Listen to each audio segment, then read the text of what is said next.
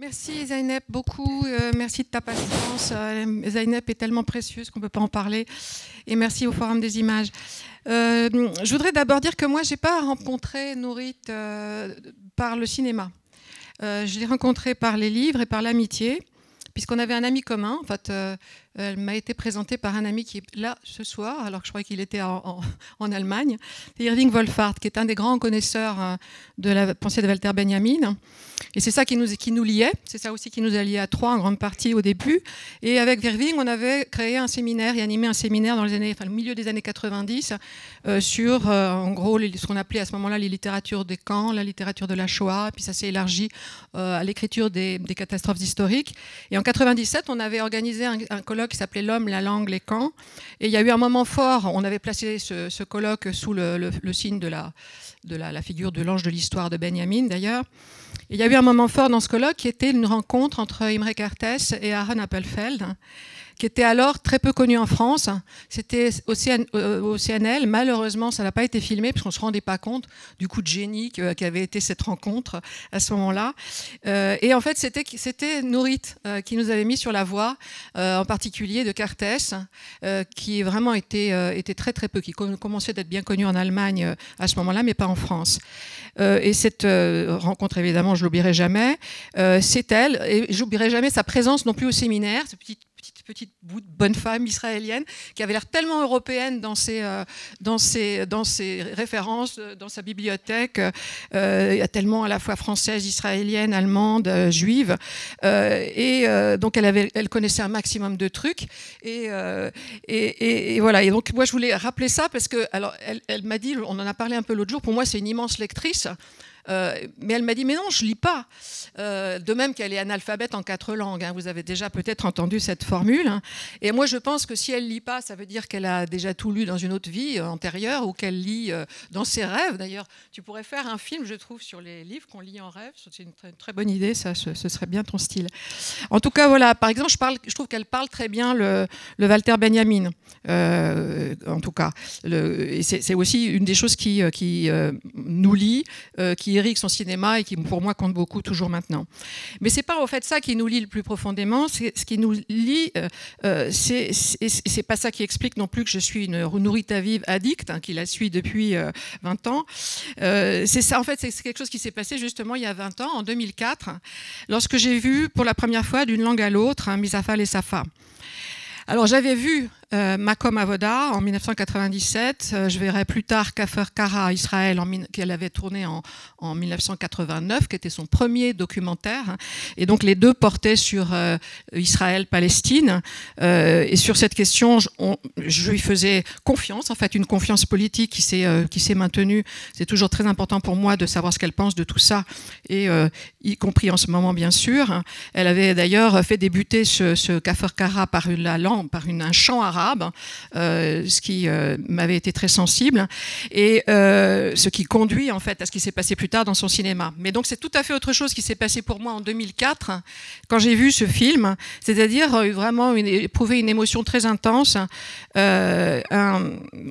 presque à trembler ou presque à pleurer parfois, mais aussi un éblouissement lié à un événement qui est bien particulier au fond, c'est-à-dire que dans un petit documentaire d'1 heure, quelque chose se passe qui est que se déploie une pensée poétique, vraiment une pensée poétique au sens fort, où l'image pense en accompagnant, en rythmant une parole, des paroles qui travaillent chacune à comprendre ce qui se passe dans les langues, dans le langage, pour chacun des locuteurs. Elle filme la parole, donc, comme le dit le titre du livre du collectif qui va paraître prochainement, qu'a édité Marianne Dautrey et Nathalie Georges Lambrix. Et filmer la parole, ça suppose évidemment une mise en forme. C'est sans doute aussi à ça, c'est-à-dire l'intensité de cette forme, très maîtrisée, millimétrée presque, qui relève un peu de l'orchestration, qui relève pour moi de la partition, vraiment. Je pense que c'est vraiment de l'ordre de la performance presque musicale, chacun de ces films, et à chaque fois une règle du jeu avec des variations, des codes, des rites. Elle aime beaucoup les rituels, et ces rites, ils sont parfois secrets, parfois enfouis dans ces films, et on les découvre un peu en farfouillant d'un film à l'autre, et puis en discutant avec elle. Donc un dispositif très fort, très codifié et très maîtrisé, par lequel elle place sous la lumière, je dirais presque en gloire, un endroit qui est très obscur en chacun de nous, c'est-à-dire notre expérience du langage, comment on apprend ça, comment on le réapprend lorsqu'on apprend une autre langue, comment on passe d'une langue à l'autre, etc. Tout ce surgissement du langage qui est tellement incompréhensible, qui est un point obscur de nos existences, le point au fond peut-être le plus intime, le plus périlleux, le plus vital à la fois. Et pour moi qui ai eu du mal, enfant, à passer au langage parlant, il y a quelque chose qui se réveille, qui est extrêmement intense. À chaque fois, je revois tous ces films, parce que tous ces films qui ne parlent pas forcément de ça renvoient néanmoins, pour moi, à cette espèce de point originaire. Donc c'est de la vie du langage qui s'agit, et à travers, à chaque fois, des humains parlants, des humains écrivant, traduisant, qui en fait racontent leur vie, racontent leur découverte, d'abord leur déchirure, souvent, leur perte, et puis leurs découvertes, leurs eureka. Et à chaque fois, c'est ça qui est extraordinaire, et c'est ça qui, à mon avis, il y a une espèce de charme qui s'effectue, mais qui est presque violent, je dirais même, qui nous capte. Il y a un phénomène d'emprise. À chaque fois, un monde s'ouvre, à chaque locuteur, un monde s'ouvre, et il parle d'une manière extrêmement dense, puisque cette parole qui n'est pas montée ensuite, mais qui est tournée, ne prend que quelques minutes. Donc le monde se referme, et hop, un autre monde se réouvre. On a à peine le temps d'assimiler le précédent que c'en est un autre. Et pourtant, ce n'est pas grave, parce que chaque fois, on se rend compte que ce qui se réouvre, enfin, c'est notre monde commun pour chaque locuteur. Et cette réouverture, évidemment, elle se traduit aussi par toutes ces portes, ces fenêtres qui sont absolument partout dans ces films, ces seuils, d'une manière ou d'une autre. Donc, ça crée une palpitation, une espèce de cœur battant. Il y a un des personnages d'une langue à l'autre qui utilise cette formule, Daniel Epstein. Et en effet, il y a quelque chose qui bat plus, pour moi, le cœur bat plus vite au moment où je regarde les films de Nourit. Elle m'a dit une phrase qui m'a frappée: faire l'image pour une chef opératrice, puisqu'on va passer à cette question de son travail de chef opératrice, en fait, c'est faire la lumière, c'est la même chose. Faire l'image et faire la lumière. Et je pense qu'elle fait vraiment la lumière dans plusieurs sens différents. Il y a la lumière qui se fabrique en captant, en filmant, en cadrant, et puis en faisant tomber donc une lumière sur les acteurs, sur les personnages, sur les objets. Et puis il y a la lumière qui vient des personnages, parce qu'au fait, ces personnages, c'est tous des illuminés. Ils sont illuminés par leur passion, par leur quête. Et ça, c'est ça qu'on partage. Et ça, c'est absolument extraordinaire d'arriver à faire partager ça. Ça suppose vraiment un grand art. Et ça donne du plaisir. C'est-à-dire qu'on a du plaisir à voir, entendre, mais aussi à penser. Un plaisir, je trouve, très intense, alors pourtant qu'on nous parle de choses graves, parfois tragiques, puisque ça renvoie à l'histoire, et c'est une histoire grave, celle du XXe siècle. C'est la Shoah, c'est Israël-Palestine, mais c'est aussi les migrations judéo-arabes, ça peut être aussi parfois la traite, la colonisation.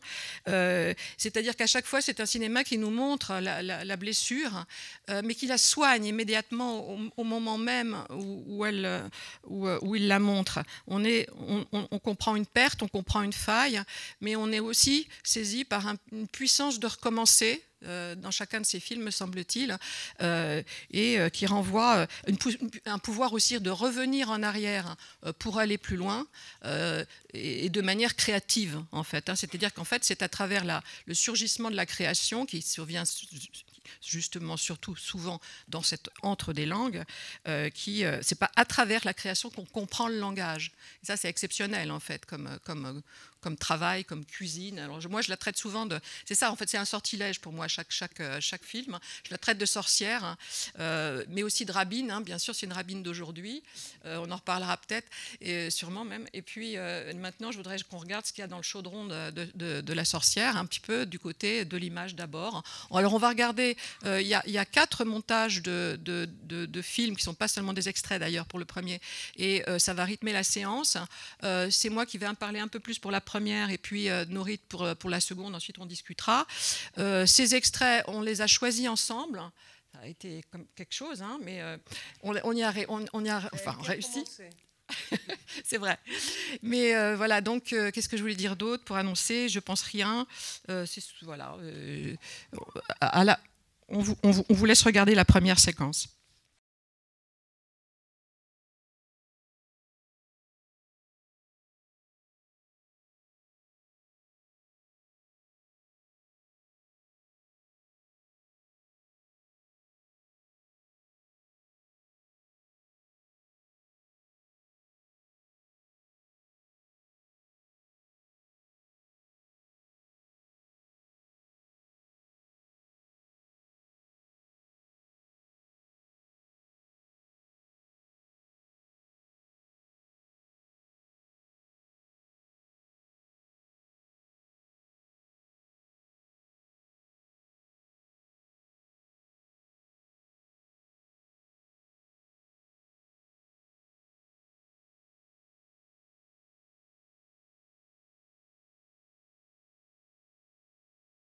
Pierre Rivière, âgé de 20 ans, cultivateur, né en la commune de Courvaudon et domicilié en celle d'Aunay.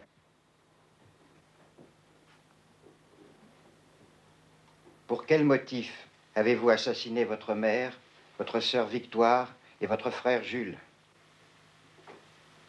Parce que Dieu me l'a commandé pour justifier sa providence. Ils étaient unis. Qu'entendez-vous quand vous dites « ils étaient unis » ? Ils étaient d'accord tous trois pour persécuter mon père. Vous venez de dire que Dieu vous avait commandé les 3 assassinats qui vous sont reprochés. Vous saviez bien pourtant que Dieu ne commande jamais le crime. Dieu a commandé à Moïse d'égorger les adorateurs du veau d'or, sans épargner ni amis, ni père, ni fils. Qui vous a appris ces choses-là? Je les ai lus dans le Deutéronome.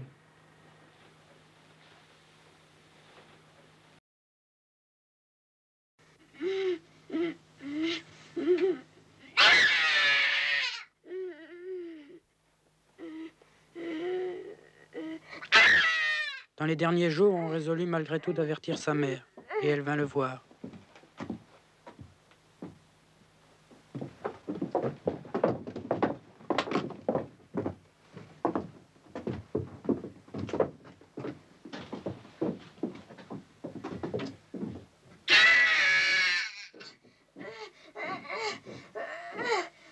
Cet enfant avait déjà montré plus de société parmi le monde que moi et mon frère Prosper.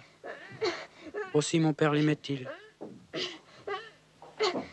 Cependant, ma mère lui apporta 2 lettres, l'une de Madame Aud et l'autre du percepteur, pour payer ses dettes. Seigneur, en faites-vous voir encore de plus dur. Mon pauvre petit, tu vas bientôt être débarrassé de ce monde. Tu vas là au ciel. Oh, tu te taire.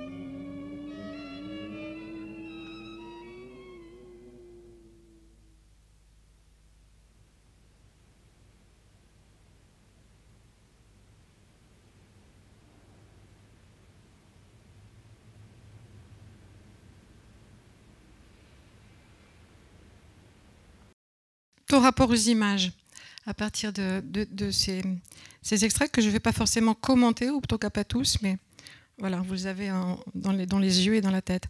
Tu dis que tu n'es pas cinéphile. Tu dis que l'art de la photographie ne t'inspire pas. La photo est présente dans tes films, mais elle est plutôt présente comme trace, comme spectre presque. Elle te relie aussi à ton père, qui était photographe, qui a vendu ses premières photographies à 14 ans à Tel Aviv. Non, pas bien sûr à Tel Aviv, avant d'arriver à Tel Aviv. Et on y reviendra tout à l'heure de tout ça, donc tu utilises la photo, mais c'est pas ça qui t'inspire. Ce qui t'inspire, c'est la peinture. Dans ton travail de chef opératrice, dans ton travail de réalisatrice, tu dis je vais au Louvre avant chaque film, pour se préparer, comme on prend une respiration, comme on prend un élan. Tu t'es forgé une culture picturale, artistique, où l'amour a joué son rôle. Je vais cafeter un petit peu, là, un peu de bio. Elle est tombée amoureuse à 18 ans d'un peintre israélien, lui aussi, qui venait des États-Unis. Tu as partagé sa passion pour la peinture américaine abstraite, le néo-dadaïsme américain qu'il avait dans ses bagages, Jasper Jones, Robert Rauschenberg, qui inspireront le pop art avec leur collage de drapeaux, de boîtes de conserve, d'objets de rebut.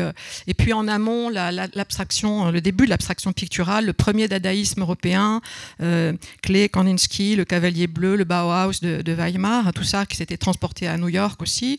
Tu t'es approprié ce monde, tu t'es approprié ce formalisme, ce conceptualisme, on peut presque dire. Tu t'es approprié le montage dadaïste lui-même et tu as transporté tout ça dans tes règles du jeu. On a mis en Prums le Schwitters parce que c'est un chouchou pour elle comme pour moi, donc on s'est dit on va le mettre au début.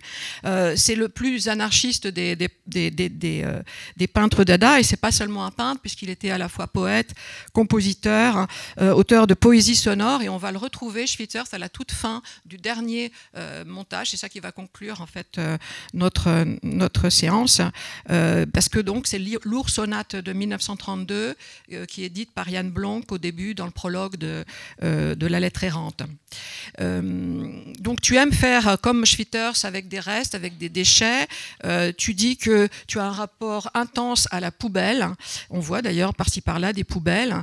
Hélène Cixous a parlé de Poubabel. C'est la poubelle des langues. Tu vas chercher, à la fois tu es fasciné par les poubelles parce que tu aimes jeter des choses, tu jettes souvent par inadvertance. C'est un petit peu à mon avis l'israélienne là qui se... Et par contre l'européenne, juive européenne, elle va chercher dans les poubelles les objets, les langues qui se sont perdues dans l'histoire. C'est ta manière à toi de brosser l'histoire à rebrousse-poil, pour reprendre une formule là encore de Walter Benjamin. Donc tu as ta formation de chef opératrice, tu l'as faite à Paris, alors que tu es né, donc on y reviendra tout à l'heure, à Tel Aviv en 1945. Tu fais des études à l'IDEC entre 64 et 67. Tu reviens ensuite en Israël, tu fais du travail pour la télévision israélienne. Tu fais des tout petits films pour les actualités destinées à la population arabe. Pour tout ça, si je me trompe évidemment, inutile de vous dire que je parle sous son contrôle, et c'est pas un vain mot quand on travaille avec Norit. Donc tu rectifies tout ce qui est faux. C'est une œuvre considérable de chef opératrice, puisqu'elle a fait une centaine de films dans une quinzaine de pays. Je vais tous les énumérer, peut-être j'en oublierai. France, Israël, Allemagne, Autriche, Belgique, Suisse, Grande-Bretagne, Italie, Côte d'Ivoire, Mali, Cameroun, Inde, Chine, Canada, avec des étapes marquantes. En Israël, Chabloul, fiction de Boaz Davidson, en 1969. En 1982, journal de campagne d'Amos Gitaï, un documentaire cette fois-ci. Et tu feras 11 films, sauf erreur, avec Amos Gitaï. C'était l'essayer, c'est l'adopter. Tu as travaillé aussi avec Eyal Sivan. Tu as travaillé avec la poétesse italienne Dacia Maraini dans les années 70. Et puis, bien sûr, en France, Agnès Varda, à partir de 75, daguerréotype, l'une chante, l'autre pas, puis plus tard documentaire, et 7 pièces cuisine, salle de bain à saisir, 1984, dont on a vu un extrait. J'en dirai rien, sauf qu'elle l'a choisi, elle. Bien sûr, c'est l'insert onirique, comme le dit avec humour la pancarte au début, au-dessus des robinets. Pour ceux qui voudraient en savoir plus sur sa relation très importante, créatrice avec Varda, je conseille de regarder les entretiens qui sont réunis, intégrés, qui sont extrêmement précieux et intéressants dans le film, dans le collectif Filmer la parole. Et puis donc René Alliot, tu dis ? Oui, le livre collectif, bien sûr.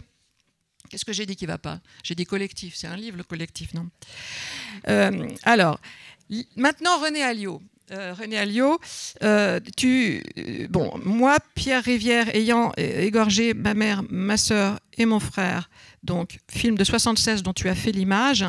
Je rappelle que c'était que René Alliot s'était emparé du livre de Foucault pratiquement dès sa parution. Hein, il avait paru en 73 avec le sous-titre Un cas de parricide au XIXe siècle.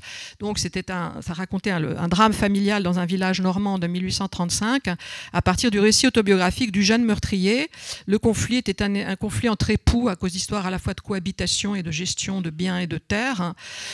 D'ailleurs, je signale que Jeanne Favret-Saada a fait une lecture magistrale ethnographique de cette tragédie paysanne lors de la rétrospective au Jeu de Paume qu'on peut trouver sur le site de Norit. Le contexte... Ah bon Ah, elle a parlé d'annonce aussi, ça je ne l'ai pas entendu, je ne l'ai pas vu, d'accord. Donc le contexte de ce film-là, c'était les cours de Foucault au Collège de France déjà, où il parlait de la société punitive, du pouvoir psychiatrique. Il va publier peu après Surveiller et punir. C'est un moment où il y a un intérêt pour la folie, entre guillemets, une critique de la psychiatrie. 2 ans plus tôt, tu as tourné pendant 9 mois, sauf erreur, avec les pensionnaires de la clinique psychiatrique de La Chênaie, en 1974.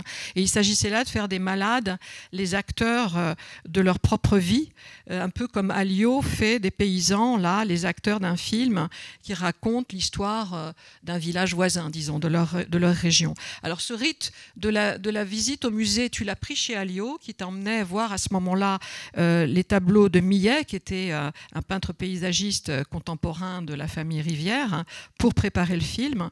Et était peintre, ça, d'accord. Et tu dis qu'il recherchait pas, vous ne recherchiez pas l'effet pictural, mais plutôt de se remettre à la place du peintre par-dessus les siècles.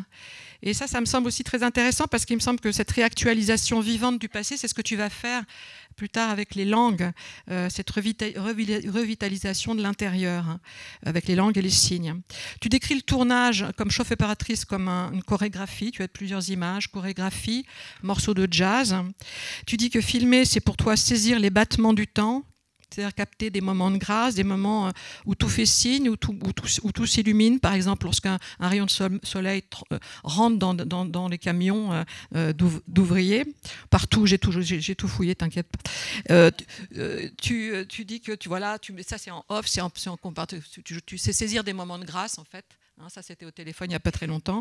Des moments où tout fait signe, où tout s'illumine, tout dépasse un peu la signification narrative et où on passe dans une sphère autre. Tu es célèbre pour ton plan séquence, la technique du plan séquence qui prend plusieurs formes chez toi. Et dont les réalisateurs ont beaucoup joué, enfin certains d'une manière très radicale comme Varda et Guitaï dans Journal de campagne. Ce que tu aimes le mieux, c'est poster ta caméra dans un lieu précis, un endroit bien précis et capter le temps réel où justement les choses arrivent. Et on va voir 3 exemples de cette technique. Et puis tu en parleras après. Tu veux peut-être ajouter quelque chose à tout ce que je viens de dire ? Que dire? Tu sais plus que moi, là. Je suis impressionnée. Oh, c'est bien, je l'ai impressionné. Pour l'instant, ça va. Expression, hein, on verra.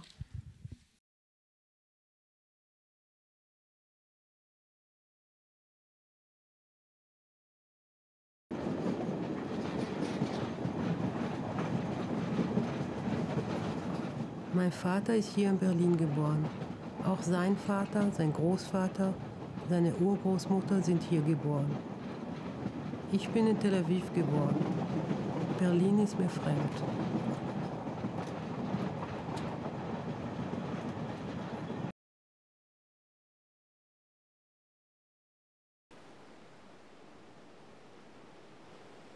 כששואלים אותי מהי שפת אמי, אני מתקשה לענות.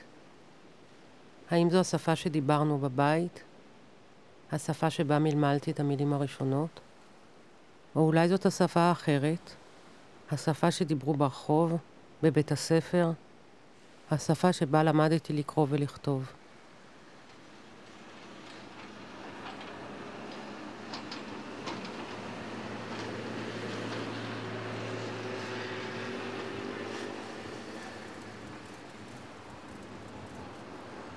נולדתי בסוף מלחמת העולם השנייה בתל אביב.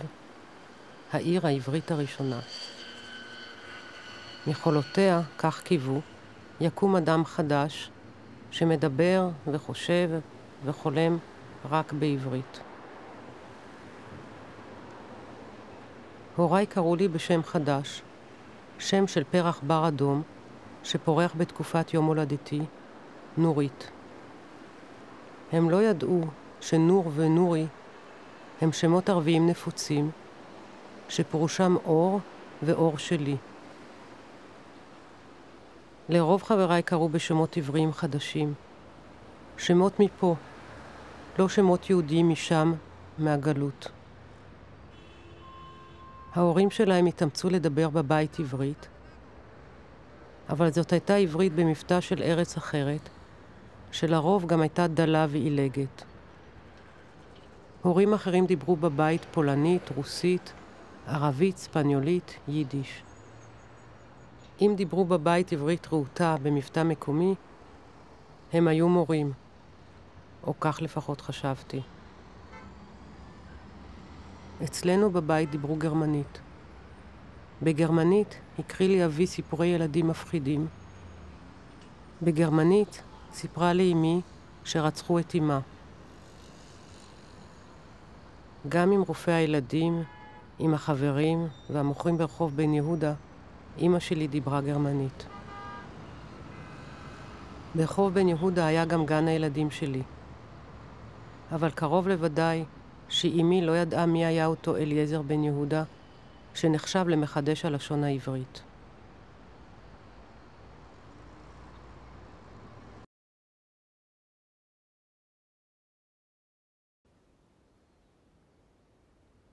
Avant que j'apprenne à lire et à écrire, les mots, les noms, les prénoms évoquaient pour moi des couleurs.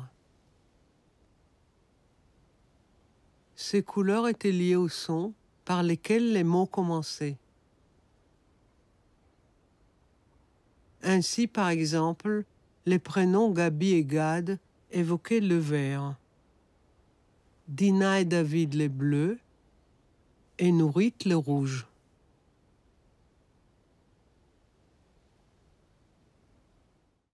Alors, tu as dit que ces 3 plans contenaient tout ton cinéma. Je ne sais pas si tu te souviens que tu as dit ça, un moment d'égarement peut-être. Donc, est-ce que tu peux déjà parler de ça? Je vais essayer de voir si je n'ai pas exagéré. Je crois que j'ai exagéré un tout petit peu. Mais déjà, je vois 3 plans séquences. Et le moyen de le faire, c'est dans un train. C'est-à-dire, c'est un travelling dans un train. Et je racontais tout à l'heure, mais je m'excuse pour ceux qui étaient avant, que j'ai beaucoup cherché les lieux dans les trains desquels je vais les filmer. Et l'autre, c'est un panoramique de, je crois, plus que 180 degrés. Et le troisième, c'est un plan tourné par moi avec le téléphone. Et pour mon dernier film. Et ce que j'ai trouvé ici, moi je n'ai pas écrit comme toi, donc je vais essayer. Ce que je vois, oui, que ça parle allemand, ça parle hébreu et ça parle français. C'est-à-dire que, et c'est le début de 3 films différents dans lesquels je prends la parole très peu. Dans mes films, je prends la parole assez peu dans mes films, et en fait, j'utilise ma biographie pour la grammaire du film. Et je ne veux pas raconter ma vie, elle est là pour pouvoir construire la grammaire que je vais suivre. Mais quand même, je prends juste d'une langue à l'autre. Et il y a mon nom. Et j'ai dit l'homme nouveau, sioniste évidemment.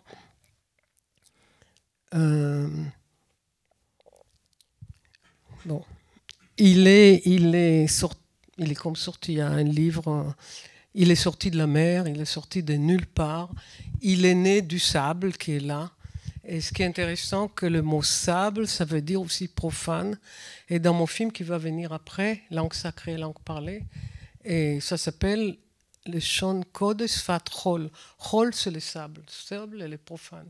Donc, Tel Aviv voulait être celle qui naît de nulle part, hein, et qu'on est un homme nouveau. Et mes parents ont choisi un nom nouveau, un nom qui n'a rien à voir avec rien, qui est quelconque. C'est le nom d'une fleur qui fleurit à mon anniversaire. Mais dans le nom Nourit, il y a déjà que ce n'est pas un nom diasporique, ce n'est pas un nom exilique, ce n'est pas Feugele, par exemple. Surtout pas. Un nom yiddish comme ça, Feugele. Non, par exemple. Hein. Et ce n'est pas non plus... Rachel ou Sarah, ce n'est pas un nom biblique.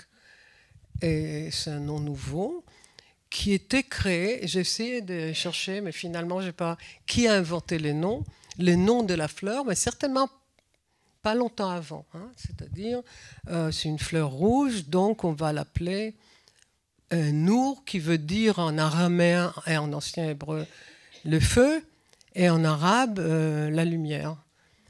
Sauf que,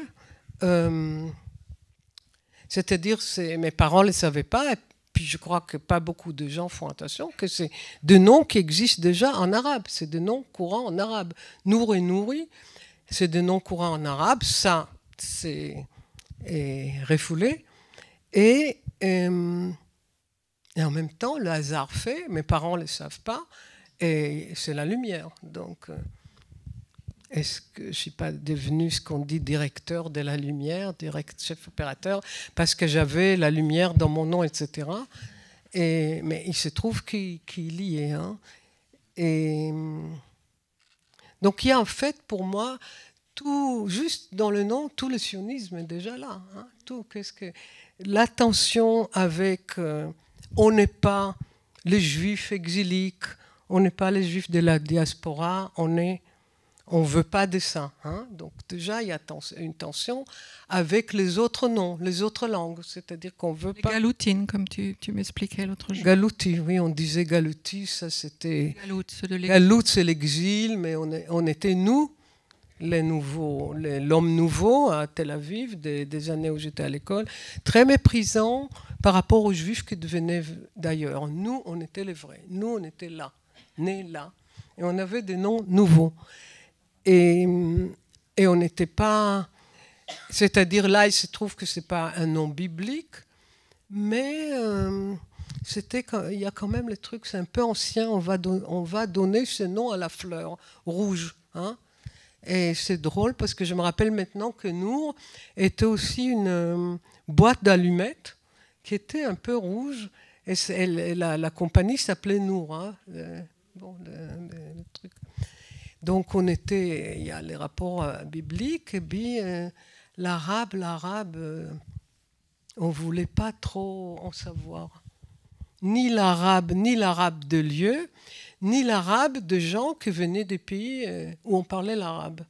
C'est pour ça qu'il y a un film qui va venir plus tard, et des mots qui restent, où on découvre qu'il y a des judéo-arabes de toutes sortes, judo-marocain, judo-libyen, etc. C'est-à-dire l'arabe était là, mais on ne voulait pas trop savoir. Et moi, je regrette toujours, je me dis que si on avait l'arabe depuis le début avec nous, une langue qui était sur place, je crois que ça aurait beaucoup, beaucoup enrichi l'hébreu, parce que vraiment, il y a, je ne sais pas qui vient de me dire là en sortant, quelqu'un qui parle arabe qui a dit il y a plein de mots que j'ai compris dans le film d'une langue à l'autre, parce que c'est pareil comme l'arabe. Mais ça, surtout, on voulait pas savoir. Je voudrais ajouter quelque chose, parce que tu es passé vite sur Vatersland, sûrement parce que tu avais peur de répéter pour ceux qui viennent de voir le film. Mais d'abord, rappeler à quel point tu joues ton jeu sur les mots et sur les noms à la fois. Là, on le voit pour Vaterland, ton passage de Vaterland à Vatersland. Tu l'as sans doute expliqué tout à l'heure. Je vais faire l'effort. Reviens sur le chiffre 30 quand même. Oui, vont m'excuser. Bon, le chiffre en général... il se trouve que quand on fait comme ça des livres et des rétrospectives à la fois, donc ceux qui ont écouté Talmudique vont m'excuser. Ceux qui ont vu le film-là vont m'excuser. D'ailleurs, talmudique, j'ai beaucoup aimé échanger avec... Oui, c'était magnifique cet entretien. Oui. Donc, j'invite les gens quand même de l'écouter parce que je ne vais pas... C'est pas une raison pour ne pas parler aujourd'hui. Hein. C'est ça. Donc... Le chiffre 30. Et, bon, la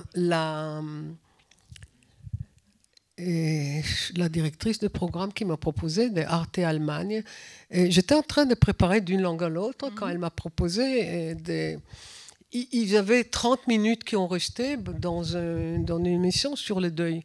Alors elle dit, tu veux bien faire 30 minutes sur le deuil ?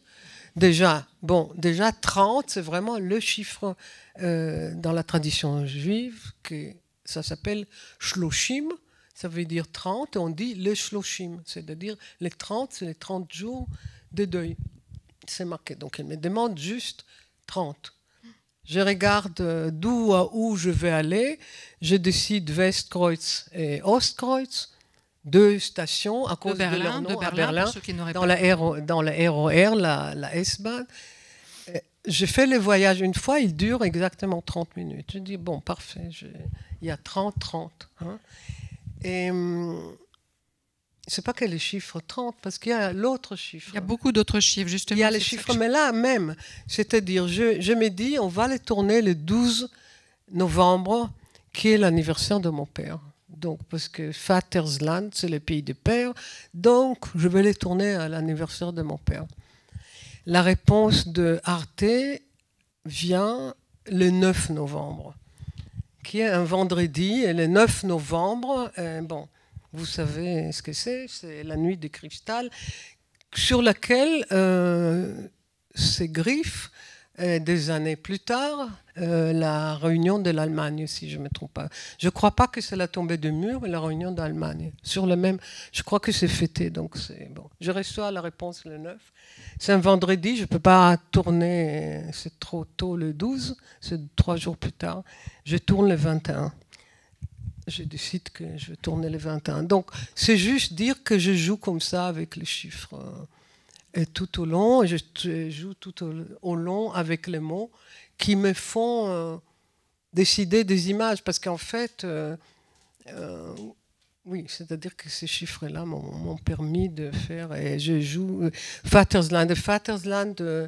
Et j'aurais voulu. Irving, tu es là, non? Mais j'aurais voulu lire en allemand. Et la phrase de Freud, mais c'est pas, on peut aussi la lire, je crois que je la connais par cœur. Et les deuils et la réaction de la perte d'une personne aimée ou une abstraction qui vient à sa place, comme la patrie, la liberté idéale, etc. Bon, les etc. J'aimais énormément les etc. Mais j'étais très... etc. Ça c'est très freudien. Mais Vaterland, vraiment, il commence par Vaterland. J'étais presque choquée que Freud commence avec la patrie. Et j'ai dit, bon, deuil, patrie, on va l'appeler le pays du père. Fat, et j'ai mis un S. Et je parle avec les amis allemands. Vraiment les amis allemands, c'est ceux qui m'ont fait découvrir qu'est-ce que c'est un juif allemand. Parce qu'avant en Israël, on se moquait des juifs allemands parce qu'ils n'ont jamais appris à bien parler l'hébreu. Et s'ils en parlaient bien, ils avaient un accent vraiment très très très fort. On se moquait toujours d'eux. On les appelait Yeke. Mais ces amis allemands m'ont vraiment appris, c'était mon premier rapport, et qu'est-ce que c'est les juifs allemands, et j'avais vraiment, j'ai compris que je fais partie, je commençais à comprendre que peut-être je fais partie de cela, et pas forcément des hommes nouveaux. Tu dis quand même que Berlin t'est étranger au début du film Vatersland. Berlin, mais étranger, oui. Mais quand même, je parle en allemand. Et j'ai revendique, contrairement à ce qui s'est passé en Israël, quand on était interdit de parler toutes les langues, il fallait parler que l'hébreu. Et il y avait même un moment où on tapait les gens quand ils parlaient autre chose, surtout les yiddish. Et je me suis dit, je me réapproprie la langue et c'est la mienne, c'est-à-dire c'est la mienne, c'est surtout celle de mes parents. Et qu'on va pas, c'est pas seulement qu'on a chassé les Juifs, on attend maintenant que aussi leur langue ne doit pas être la leur. Ça, c'est ce qu'on nous a appris.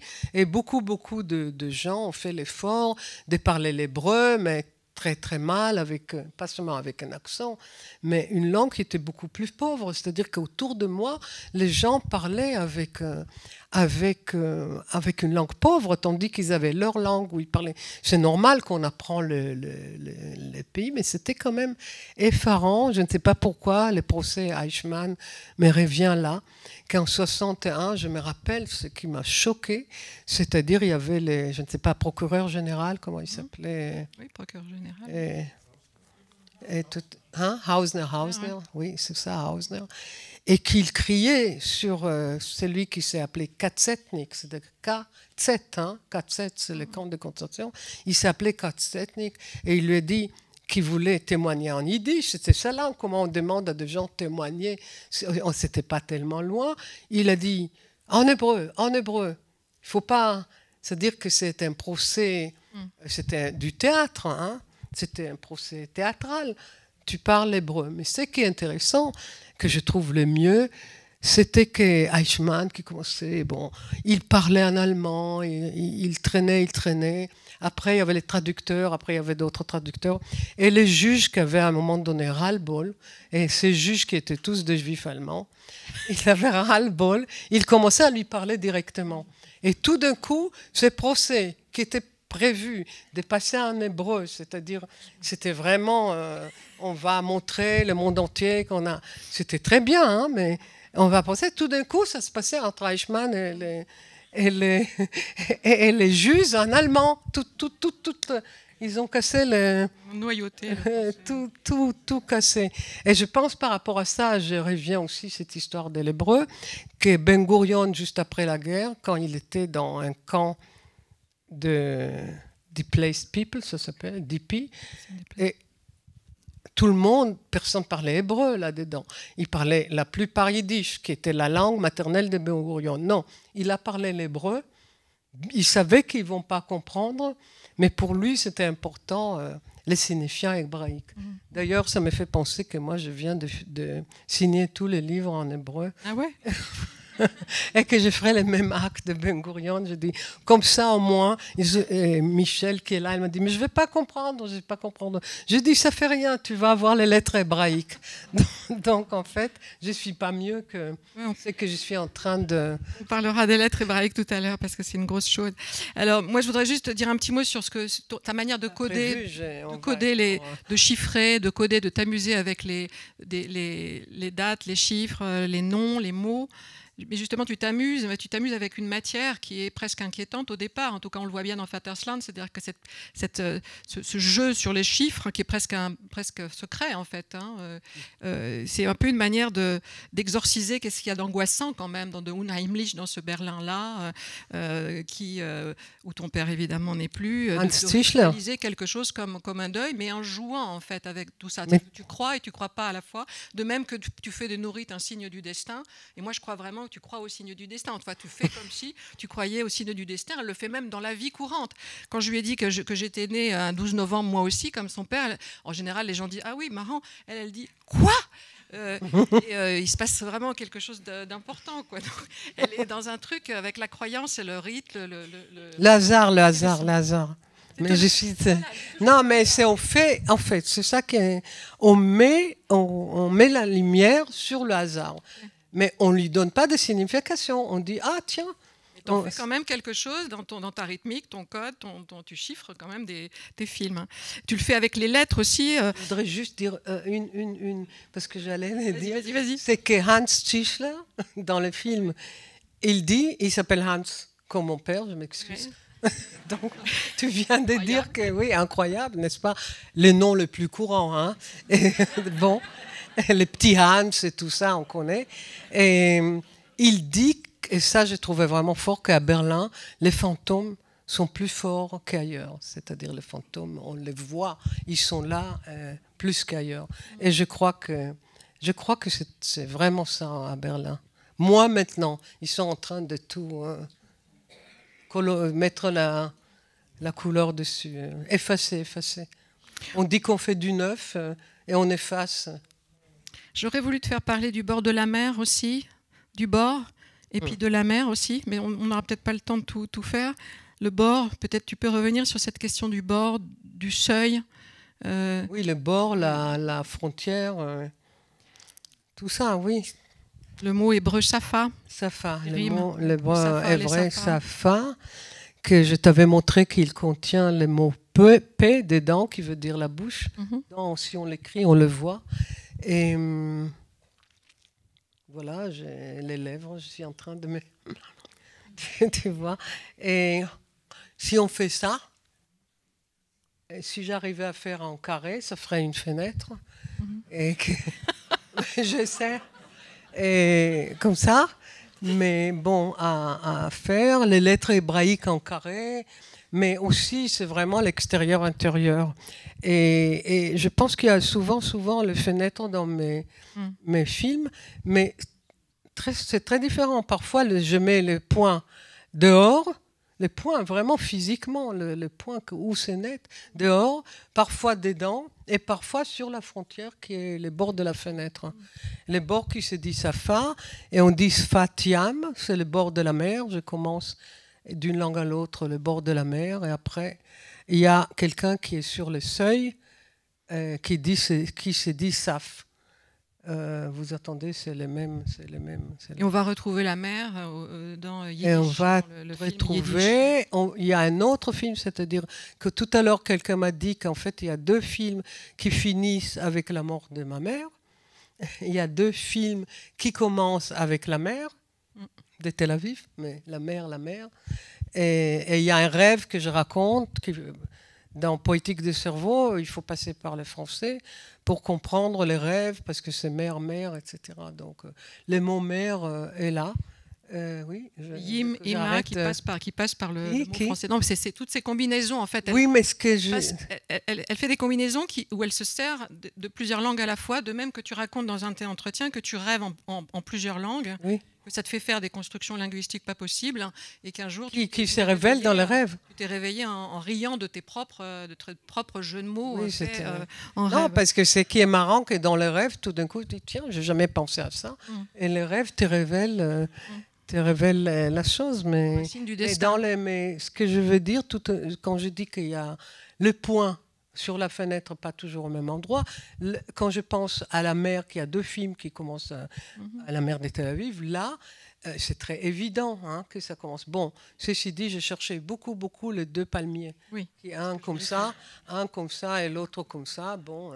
Et entre les 2, ce qui était vraiment important, la barre culturelle, c'est-à-dire qu'il y a mais dans l'autre film Yiddish que je commence, La mer, et c'est par rapport à un poème qui va se dire plus tard, mais qu'on lira tout à l'heure. Voilà. Mais les poèmes, on comprend pourquoi je commence à la mer. Et que ça n'a rien à voir avec la mer de Tel Aviv. C'est juste que la mer de Tel Aviv était sous la main. Donc. Alors, tu dis que tu penses par mots, que tu remontes des phrases aux mots, et puis des mots aux lettres. Tu aimes les lettres, tu aimes les alphabets. Les êtres, les lettres. Les lettres. Et voilà. Et je voulais dire un mot, on n'aura pas beaucoup de temps, je crois, du film que tu as fait au même moment que Misafa les Safa, un petit film que j'aime beaucoup, qui est l'alphabet de Brûlé-Brouabré, qu'on n'a pas montré là, mais qui est programmé dans la... On a oublié l'être errant de troisième travelling. Non, tu en as parlé tout à l'heure. D'accord. Tu veux parler de la lettre R? Non. Non, c'est-à-dire que je voulais dire que mon non nourrit, il est là, il est très dans le politique. Et dans l'autre, il est complètement dans les rapports dans la couleur-son, dans le jeu d'enfance, c'est ça. Mais dans les rapports couleur-son, et qui est le cinéma par excellence, je veux dire couleur-son. Pardon. Non, non, pardon du tout. Non, ce que je voulais juste dire que pour ceux qui n'ont pas vu l'alphabet de Brully-Boisbré, couleur rouge. Ouais, j'ai pas fait exprès, mais alors c'est vrai, j'ai pas fait exprès. Comment j'aurais pu l'alphabet de Brully-Boisbré. Juste un petit mot parce que moi j'adore ce film. C'est donc ça montre Brully-Boisbré qui est un Ivoirien de la culture BT qui invente une écriture pictogrammatique sous le coup d'une illumination qui a eu lieu le 11 mars 48. Elle est née le 11 mars 45. Vous y voyez un peu le truc. Et elle ne le dit pas dans le film, mais c'est la raison pour laquelle... C'est la raison profonde pour laquelle elle a voulu faire ce film, évidemment, sur Brully-Boisbré.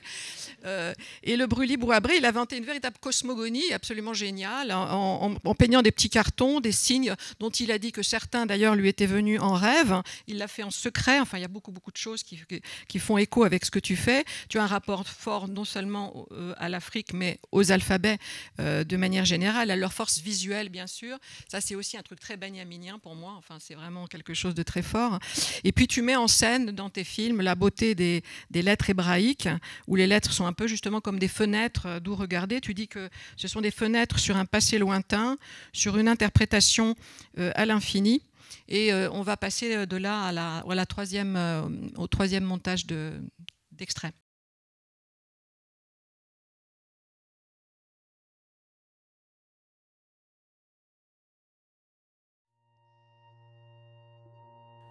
אמר רבי ביזנא בר זבדא, אמר רבי עקיבא, אמר רבי פנדא, אמר רב נחום, אמר רבי ביריים משום זקן אחד, ומנו רבי בנאה. 24 פותרי חלומות היו בירושלים. פעם אחת חלמתי חלום והלכתי אצל כולם. ומה שפתר לי זה, לא פתר לי זה. וכולם נתקיימו בי. לקיים מה שנאמר, כל החלומות הולכים אחר הפה. Il me semble que les différentes personnes que nous avons vues et entendues nous ont raconté des histoires complètement différentes, venues d'endroits complètement différents, et il me semble qu'ils nous racontaient tous la même histoire.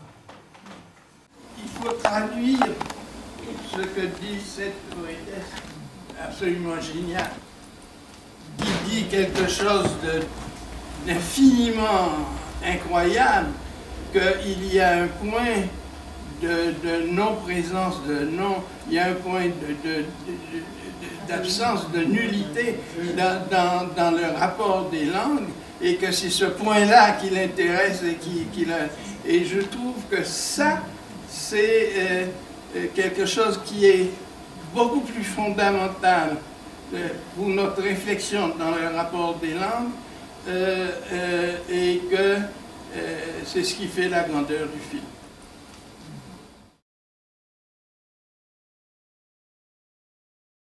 אני שמחה שבעצם יצא לי לחוות את העברית שלי דרך סבא שלי.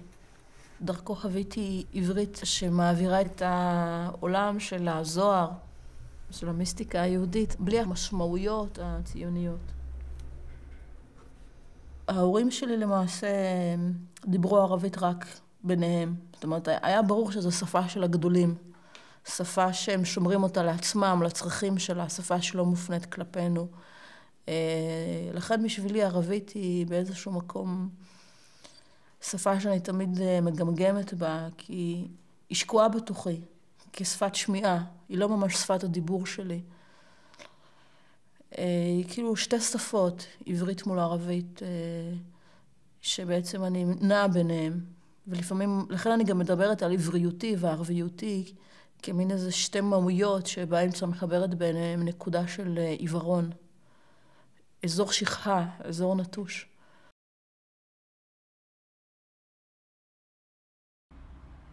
Calabasica.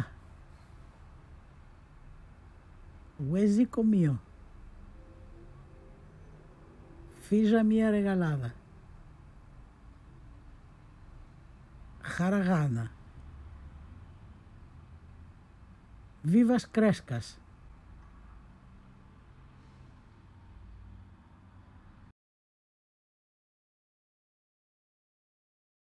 וכך מצאתי את עצמי מדברת גם יידיש, גם רומנית, גם הונגרית, גם גרמנית, דיברתי את כל השפות. אבל לי כילדה הכי חשוב היה להיות כמו כולם, אני רציתי לדבר עברית כמו כל הילדים. ואני זוכרת איך עמדתי מול הראי שעות, ותרגלתי את המבטא שלי, להפוך את הרייש לרייש, כי היה לי מאוד חשוב להיות כמו כולם. בכלל אני חושבת זה שנהייתי משוררת, הרבה מזה נעוץ בתקופה הזאת. כי אני לא דיברתי עברית באופן מכני כמו כל הילדים. בשבילי זה לא היה אוטומטי לדבר עברית. אני מצאתי את עצמי כל הזמן באזור הזה שבין השפות, במקום של האי נחת, של החיפוש המתמיד הזה בין איך למזוג את עצמי לתוך העברית. כשהייתי ילד והלכתי לבית הכנסת כנער דתי, שמעתי שתי שפות שמתקיימות בתוך אותה עברית עצמה. אחת הייתה לי שפת אם, והשנייה הייתה שפת אב, האב הגדול, האב הקדוש, אבינו שבשמיים. שפת האם הייתה כמובן שפה טבעית לי, שפה שקופה שהוצאתי מהפה בלי שום מאמץ, שעמדה תמיד בשירות ההבעה, בשירות העצמיות שלי, כביטוי המיידי ביותר שלה. שפת האב לעומת זאת, האב הקדוש, הייתה שפה זרה, שפה שהתגלמה תמיד בכתובים הקדושים, שלימדו אותי כילד לנשק.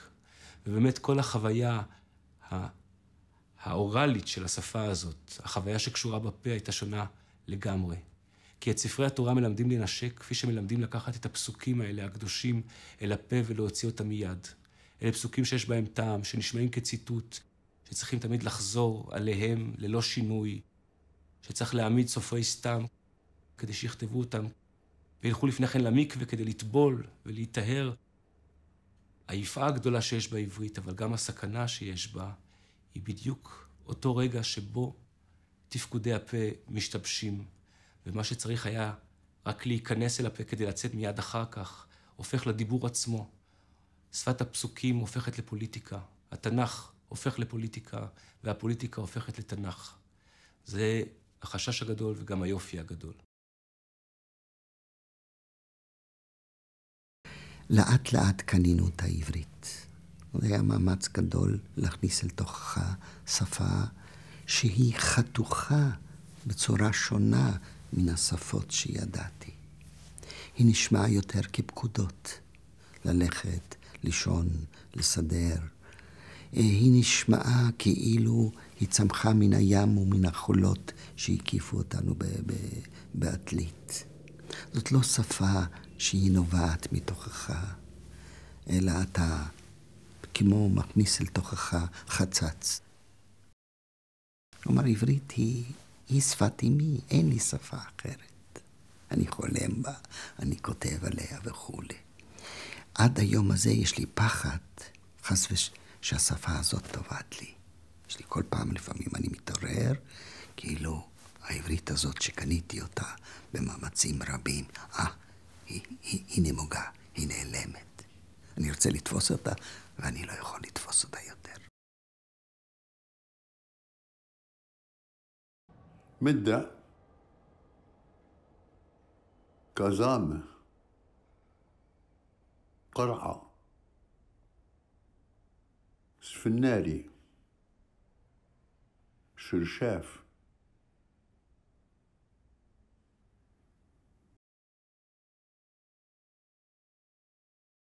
ראיתי יתרון בידיעת השפה העברית, הרבה יותר מאשר פרטנר יהודי שלא יודע עליי כלום כמעט בגלל חוסר ידיעת השפה שלו. וזה דבר שאני כועסת עליו. אני כועסת על אדם שחי פה כבר שנים רבות בתוך המזרח התיכון ולא מתאמץ לדעת התרבות של השני, חוץ מהעניין של האוכל אולי. אולי קצת מוזיקה, וזה גם סטריאוטיפ, זה לא המוזיקה שאני שומעת. أنا شفت واحد واقف جنب البركي حكيته عربي جاوبني تركي نسوان تحكي والأطفال تبكي مع مين نحكي تركي أو ألماني عالقوف مشعل قوف مشعلاني. Alors on va essayer d'aller à l'essentiel. Je voudrais, d'abord, il y a moult choses à dire, surtout il y a un lien d'abord entre chacun de ces films, ils se font signe les uns les autres, ils se modifient, la totalité se modifie à chaque fois, de manière presque organique à chaque nouveau film, et ça correspond à une vision aussi que tu as de l'œuvre comme entretien infini, de l'œuvre qui doit elle-même se redoubler sur un mode midrashique, dans un commentaire infini. Mais je voudrais surtout pouvoir revenir sur cette histoire d'entre-langues, le point d'oubli qui est si fondamental. Tu dis c'est vraiment ça l'essentiel. Tu rapproches ça. Elle parle de point aveugle parce que j'ai dit. Elle dit point d'amnésie. Mais aveugle parce que je dis juste en hébreu et arviuti et ivriuti, l'hébreu et l'arabe, nekudat ivaron. Vous attendez? Nekudat ivaron, c'est point aveugle. Donc, c'est les points aveugles, d'amnésie, etc.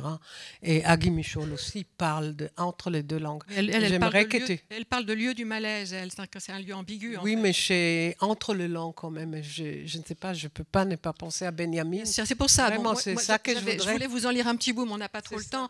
Juste 2-3 formules. Benjamin, dans ce texte extraordinaire de 1923 qui s'appelle La tâche du traducteur, parle d'un langage pur qui est, en fait, en faisant passer d'une langue à une autre, une traduction ne fait pas seulement justement passer d'une langue à une autre, elle déplace le langage sur un autre terrain, à un autre stade, à un autre niveau plus élevé, qui est d'ordre métaphysique, dit-il, et qui désigne ce qu'il appelle le lieu promis et interdit où les langues se réuniront et s'accompliront.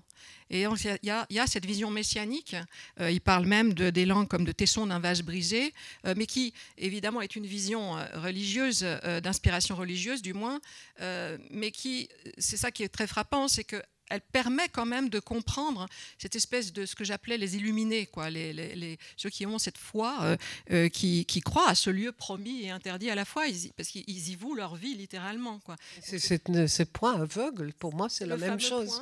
Mais c'est un point qui est plein en fait, qui n'est pas seulement le qui est toutes les langues, vide. Qui n'est pas une et l'autre. C'est ça, c'est la complémentarité des langues, comme il dit, le grand désir, une grande traduction atteint ce qui, dans l'œuvre originale, exprime déjà le grand désir d'une complémentarité des langues. Donc il s'agit en fait d'atteindre un désir.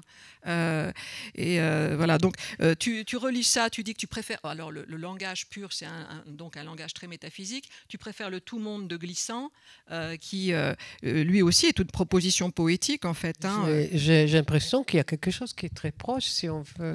Oui. Pour moi. Et Pedaya, comme cet endroit. Alors, il est tombé raide amoureux d'Aviva Pedaya, qui est en effet absolument géniale dans l'ensemble, parce qu'elle apparaît plusieurs fois dans tes films. La seule qui apparaît dans 3. Et elle est d'ailleurs assez messianique aussi, explicitement, puisqu'elle hérite de... Elle dit que le Messie se trouve dans la petite lettre M, Sophite, c'est le M de la fin, que c'est une lettre carrée. Et en fait, le Messie est là, il attend la fin, il attend.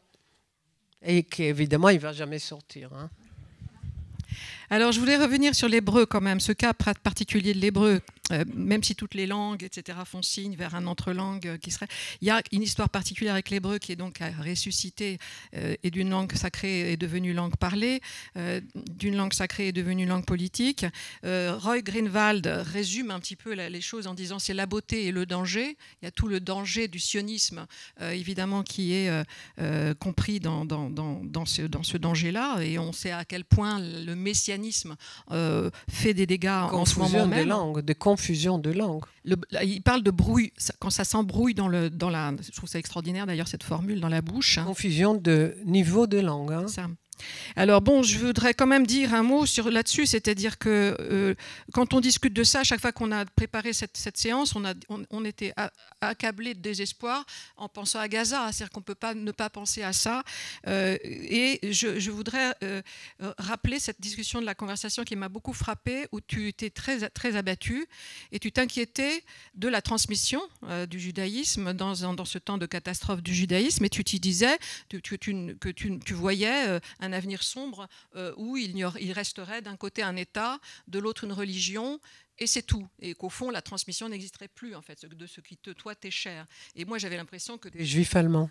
Tu faisais tout au contraire. C'est quand même la dimension historique, culturelle, artistique, poétique qui existe, par quoi la judéité est si forte et si riche. Et tout ça, à ce moment-là de désespoir, tu semblais ne même plus croire, en fait, à la force de tes propres films. Alors qu'à chaque fois qu'on regarde tes films, on est arraché salutairement à cette sphère de la politique qui a un usage meurtrier du langage ou purement conflictuel du langage, et tu nous ramènes, même quand on fait parler en chantant une Palestinienne d'Israël, tu ramènes dans cette sphère poétique où tout est plus humain, c'est-à-dire que même elle est en colère, il y a bien quelque chose de politique que tu dis dans ce film, mais quand tu la fais chanter, il y a quelque chose d'émotionnel qui fait qu'une communication se fait dans une sphère plus humaine. Et ça marche par l'art, en fait, ça peut marcher que par l'art. Donc j'avais envie de te dire, continue à faire tes films, et puis c'est tout, quoi, en fait, je crois qu'il n'y a rien d'autre. Et puis tes films, et puis la poésie, et puis lire la poésie, et puis maintenant, on va parler de poésie, non, on va dire de la poésie yiddish. C'est ça. Parce que ça, c'est justement l'autre possibilité, voilà. C'est-à-dire... Comme réponse politique, elle m'a dit, comme réponse politique, il y a la poésie yiddish, j'ai trouvé ça génial. Et, entre les deux guerres dans lesquelles les gens ont écrit... Un mot de ton film yiddish, toi-même. C'est-à-dire, c'est des gens, des jeunes gens aujourd'hui qui sont tombés amoureux de cette poésie yiddish entre les deux guerres, une poésie complètement avant-gardiste qu'on ne connaît pas du tout, et dans laquelle le mot juif apparaît jamais. Et de toute façon, dans ce que j'ai choisi, c'est-à-dire, mais c'est des gens et qui savent et qui revendiquent d'être juifs sans revendiquer ni une religion et ni un État, et revendiquent cette poésie extraordinaire. Donc, et c'est des jeunes gens, et chacun choisit un poète de qui il parle. Et bon, moi, je dis toujours que la poésie, c'est une forme de résistance. Et je pensais que pouvoir faire un film entier sur la poésie déjà, et la poésie yiddish, pour moi, c'est ça, faire la résistance. Et Shahar, qui doit être dans les parages, aurait pu être un des personnages de film. Donc, comme tu n'étais pas dans le film, il va nous lire justement le poème de Halperin, à cause desquels il y a la mer dans le début du film yiddish. Et on a proposé que toi, tu lis d'abord le français. Moi, je lis d'abord le français. Peut-être je dis un mot de Moïse Leib Halperin, on n'a pas oui, et après, c'est-à-dire qu'on va faire comme ça. Et après, Shahar va lire les deux. Et après, tu vas traduire le dernier. Oui. Donc, un poème de Moïse Leib Halperin, qui était écrivain et peintre à la fois, qui était né en Galicie dans les années 1880, qui est passé par Vienne, qui a fait ses débuts poétiques en allemand. Et puis, il est allé aux États-Unis en 1908, à l'âge de 22 ans.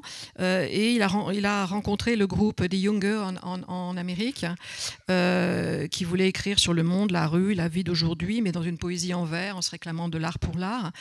C'était un poète qui s'est un petit peu isolé de ce groupe-là, qui était assez solitaire, qui a vécu dans une grande précarité. Mais voilà, donc je vais vous lire le poème. Shahar, il faut que tu dises toi-même un mot pour te présenter. Je m'appelle Shahar Feinberg. Je vis ici depuis un moment. Je travaille avec Nurit depuis 2015. J'ai commencé à travailler et puis devenu ami, parce que c'est plus simple que travailler avec Nurit. Tu es né à Jérusalem et tu es à Paris depuis une dizaine d'années, c'est ça, ouais. Merci beaucoup d'être là. Donc je lis en français ce poème qui s'appelle Memento Mori. Et lorsque Moïse Leib, le poète, dira qu'il a sur les vagues entreaperçu la mort, aussi simplement qu'on se voit dans un miroir, et le matin en plus, comme ça, vers 10 heures, Est-ce qu'on ira le croire, Moïse-Leb? Et lorsque Moïse-Leb a salué la mort de loin avec la main et demandé « ça va ?»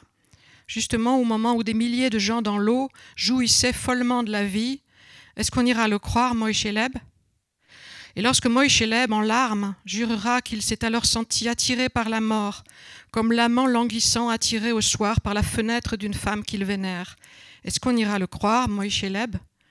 Et lorsque Moïse-Leb leur dépeindra la mort, non pas sombre et grise, mais belle et colorée, comme elle s'est présentée au loin vers 10 heures, d'elle-même là-bas, entre vagues et ciel, est-ce qu'on ira le croire, Moïse-Leb? Memento mori, Moïse-Leb Halpern. On entend? Ok. Und als Moïse-Leb, der Poet, wird erzählen, als hat dem Teut auf die Chwaljes gewehen, also wie man setzt sich allein in einen Spiegel und das in der Frigor, also herumzehn. Sie wird man das Leben, Moïse-Leben. Und als Moïse-Leb hat dem Teut von der Weiten begrüßt mit der Hand und gefragt, wie es geht. Und auf Kabes haben Menschen viel tausend in Wasser sich wild mit dem Leben gefreut. Sie widmen das Leben, Moïse-Leben. Und als Moïse-Leb wird mich mit Tränen sich schweren und sagt zu dem Teut im Gezeugen azoi wie es zieht er verbängt in den Oven zum Fenster von seins verheiligter Freu. Sie widmen das Leben, Moïse-Leben. Und als Moïse-Leb wird dem Teut vor sei Molden, nicht grau und nicht finster, nur farbenreich schön. Also wir hat umzehn sich bewiesen, dort, weit, zwischen Himmel und Chwaljes, allein. Sie widmen das Leben, Moïse-Leben.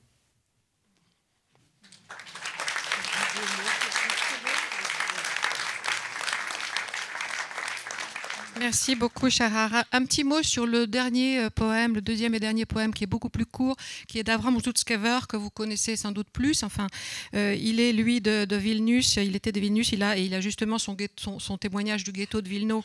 Et c'est le texte par lequel on connaît le mieux en France. Hein, ça a été traduit par Gilles Rosier en 2013. Mais il y a eu aussi des traductions par Batia Baum, Aquarium Vert, et par Rachel Hertel, un choix de poèmes en vers et prose sous le titre Heures rapiécées. Ce qui est à noter ici d'important, je trouve que c'est ce poème, c'est comme l'explique la jeune fille qui l'a choisi, parce que chacun choisit son poème préféré. C'est un poème en fait qui n'est pas tardif, hein, qui est un poème d'avant, de 1940, lorsque l'occupation allemande menace et que donc le groupe auquel il appartenait, des Jungvilne, dans les années 30, hein, se réunit. Ils ne savent pas que c'est la dernière fois qu'ils se réunissent, mais il choisit de parler d'écrire un poème qui parle de tout, de la vie, du monde. C'est un poème panthéiste, dit celle qui le présente. Voilà, donc d'abord toi, Shahar, et moi ensuite. Un petit mot sur celle qui la présente, c'est la brillante Migla Nushowskaite. Je vais essayer de lire aussi bien qu'elle, que je salue donc depuis ici. Avec qui je dois ajouter? Oui, voilà, c'est oui, ça. Voilà. Et qui est ma fiancée aussi. C'est la plus belle de toutes. Et en fait, elle est venue pour la première de Yiddish. Et voilà, quand elle est venue, je passe les détails, mais depuis ils sont ensemble. Ouais. Bah, c'est comme ça le Yiddish, hein? C'est vivant. D'ailleurs, elle a appris le yiddish en faisant simplement des études de sémiotique au départ, chinois, hébreu, et c'est par sa prof d'hébreu qu'elle a été conduite vers le yiddish. C'est une histoire assez incroyable. Oui, oui.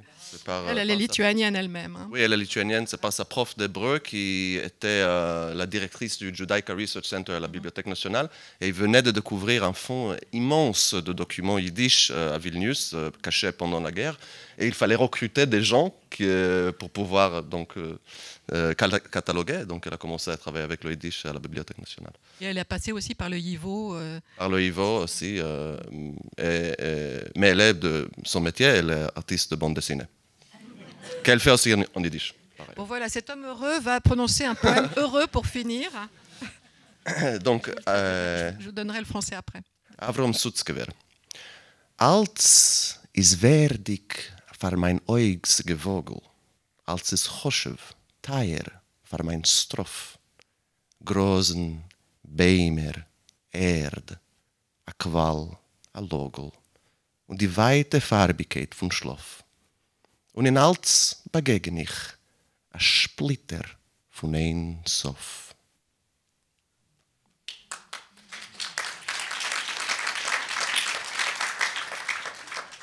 Donc en français, c'est par Batia, la traduction. C'est Batia Baum, oui. Mon grand ami. Oui. Tout est précieux pour mon œil en sa course. Tout est cher, essentiel pour ma stance. Les herbes, les arbres, la terre, une source, et du sommeil la lointaine nuance. Et dans tout, je rencontre un éclat de l'infini.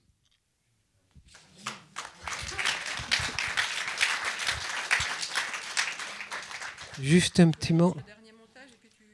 Juste par, je trouve Splitter von Ein Sof, je ne le dis pas aussi bien, mais Splitter vient de l'allemand, qui veut dire de brisure, d'éclat, et Ein Sof, ça vient de l'hébreu, qui veut dire l'infini, mais c'est vraiment un terme kabbalistique très très important. Donc le yiddish, il a l'allemand et l'hébreu là-dedans. Et le dernier... On va regarder sans le commenter, parce que c'est fini. Cadeau. Un dernier montage. Pardon. De très très beaux passages de film. Et on va terminer par ce montage-là. Vous allez voir. Qui évoque la création de manière plus générale. Hein. Voilà. Ça, on l'appelait création. Et pour nous, je ne sais pas si c'est... Et après, on ne va plus rien dire. Merci.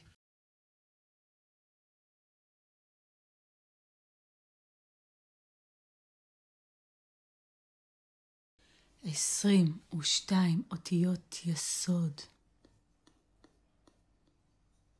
חקוקות בקול, חצובות ברוח, קבועות בפה, בחמישה מקומות, בגרון, בחך, בלשון, בשיניים, בשפתיים. 22 אותיות שקשר בלשונו, וגילה את סודו, משכן במים, דלקן באש, רעשן ברוח, בערן בשבעה, נהגן ב12 מזלות. 22 אותיות, חקקן חצבן שקלן, המירן צרפן צר בהם. נפש כל יצור, וכל העתיד לצור. 22 אותיות יסוד, 3 אמות, 3 אמות, 7 כפולות, 7 כפולות, 12 פשוטות, 12 פשוטות, 3 אמות, א' מ' ש', אמות א' מ' ש', מ' דוממת, ש' שורקת, א' חוק מכריע בינתיים.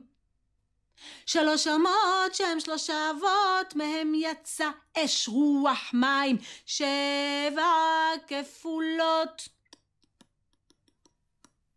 7 כפולות, ב' פ' ג' ג' ד' ד' כ' כ' פ' פ' ר' ר' ת' ת'. 7 כפולות, 7 ולא 6. 7 כפולות, 7 ולא 8. 2 עיניים, 2 אוזניים, 2 נקבי האף והפה, צא וחשוב, מה שאין הפה יכול לדבר ואין האוזן יכולה לשמוע הלוע.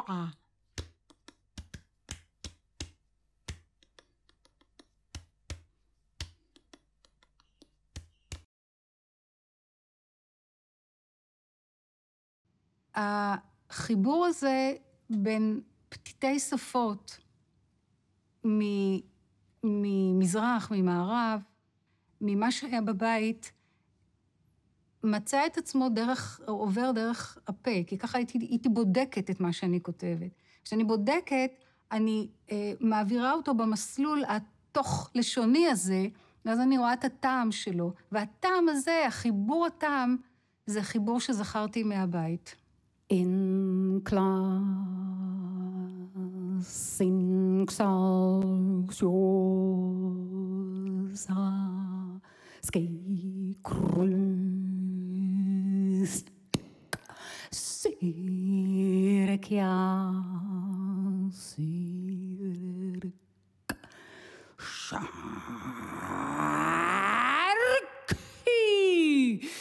Zvelja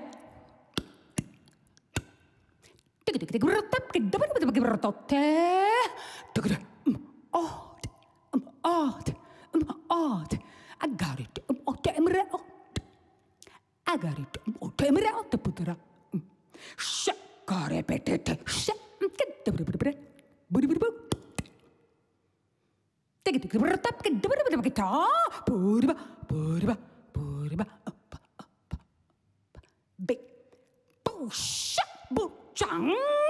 Dochtere, party, fabre, pacina, buca, dang, tong.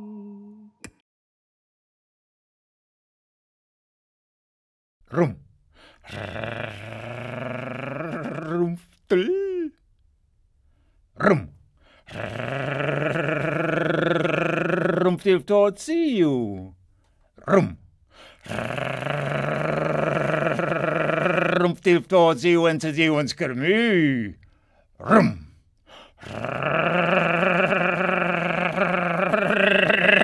Rumftel tot see you and see you and skermu. Die ons die orin skermu. Rak de baby.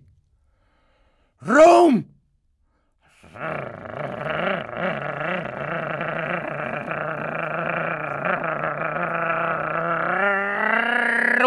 Stilfto, zie ons kermu, zie ons die orange kermu. Rakkete baby, rakkete betse. Merci Catherine. Merci. C'est un mot pour dire que c'est Anat Pik qui a conduit Nourrit vers la Ursonate de Schwitters, qui est dite par Jan Blanc. Voilà. Et puis il y a la Ursprache de Benjamin. Est-ce que je vous surtout allez voir la magnifique performance de Victoria Hanna sur le livre de la création, qui est donc le plus ancien traité de mystique juive, qui est un poème sublime. Il faut aller voir le film Langue sacrée, langue parlée, qui hélas n'est pas programmé, mais qui pour moi est vraiment un joyau. Merci Catherine. Merci à vous.